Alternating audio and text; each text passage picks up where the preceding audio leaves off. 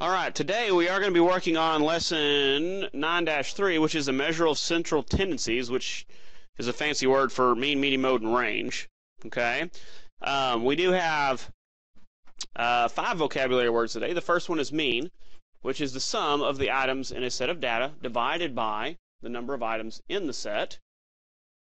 The next one is median, which is the middle number or the mean of the 2 middle numbers in an ordered set of data. Next one is mode, is a number or numbers that occur most frequently in a set of data. Next is range, which is the difference between the greatest and least values in a data set. And finally, we have outlier, which is a value much greater or much less than the others in the data set.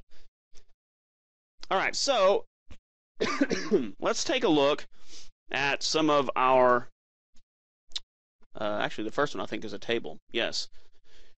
Now, you do not have to copy this whole table down. I'm mostly concerned with the areas that I have highlighted. So I do want you to copy down mean, median, mode, and range, and then this highlighted part right here, because what this is telling us is when we would use this, because you will have questions come up in tests and in your homework and things that say, which of these central tendencies should I choose that best describes this data set? Well, if the data set does not have any outliers, meaning, and the outliers are like really big numbers or really small numbers that don't make any sense. It's like if I said, you know, look at the average of our last test, or look at the grades for our last test, and we had everybody made, you know, 70s, 80s, and 90s, and some 100s, and then somebody made a 23. But only one person made a 23. That 23 would be an outlier because it's way different than all the other numbers that we have there. Okay? So you're going to use the mean if the data does not have any outliers. The median, you're going to use the median when the data does have outliers. Okay? The mode, we would use the mode when you want to show which values occur the most often. And finally, the range, you're going to use the range when you want to show the spread of the data. And again, most of you guys are familiar with these. You've done these in the years past. Now, another word for mean is average. Median is the middle. Mode is the most. And range, that's just the biggest minus the smallest.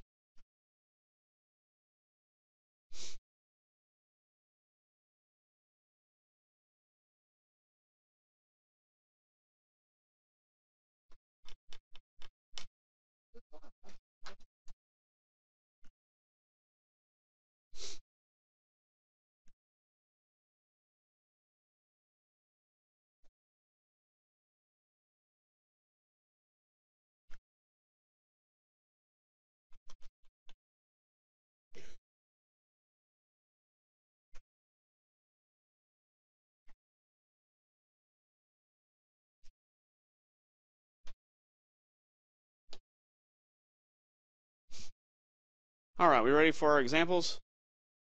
All right, I'll give you a few more moments to copy this down before we move on to our examples. Now, we don't have that many examples today. We're going to use the same data set, and we're going to find the mean, median, mode, and range all for that data set and talk about how to find each of those.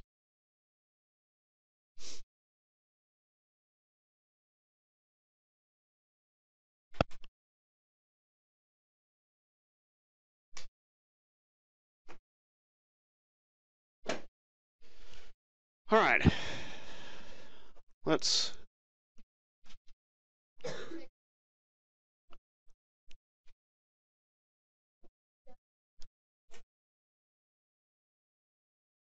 I'll give you a few more moments.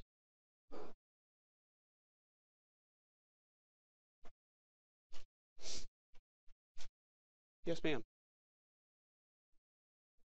The mean means the average. Remember, to find the average, we add them all up, then divide by how many ever there are. All right, let's take a look at our examples. Okay? Our example here says find the mean, median, mode of the set of data. Now, the mean, it's showing you what our first step is. The first thing we need to do is add all of those numbers up.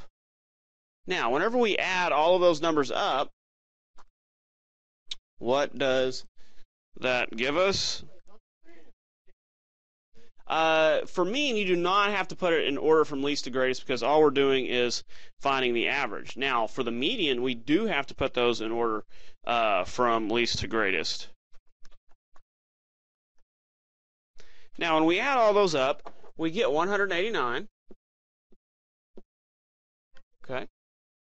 Yeah, now we need to figure out how many there are and divide by that number. Let's count. 1, 2, 3, 4, 5, 6, 7. So now we have to divide 189 divided by 7. Okay, so we'll have our 189 divided by 7, which gives us 27. So I know that my mean is going to be 27. It's that simple. Okay, not that difficult. Now let's take a look at our median. The median, remember, means middle number. So yes, I have to put these in order from least to greatest. That's the first thing I have to do. Okay, so we arrange these in order from least to greatest. Okay, 21, 21, 28, 28, 29, 30, 32. Now I need to find the middle number, which the easiest way I've found to find the middle number is just cross one off from the other end. Cross one off from the other end. Cross one off from the other end. We just found our middle number. Okay?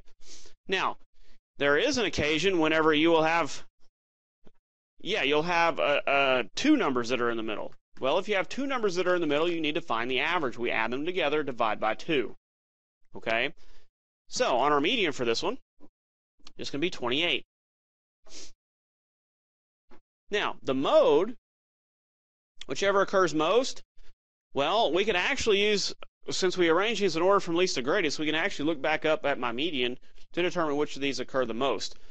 And if you look at our numbers here, I notice that I have 21 occurs twice and 28 occur twice.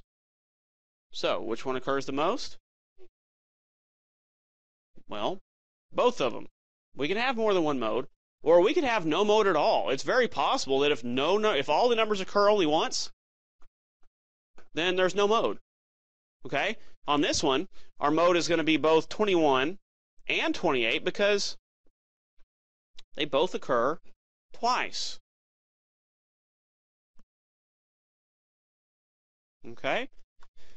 And lastly, our range is our biggest number minus our smallest number. Well, our biggest number on this one is going to be 32. Our smallest number is going to be 21. So I have to do 32 minus 21, which 32 minus 21 gives me, what? Yeah, 11. Okay. Copy those down.